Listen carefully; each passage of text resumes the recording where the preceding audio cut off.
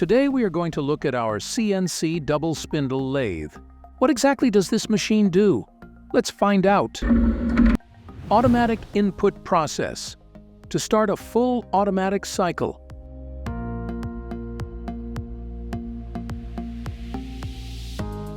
This lathe has a fixed headstock. More specs on this CNC lathe are a 7-axis workhorse, a 8-station turret, and it is a double spindle. So this lathe works twice as fast.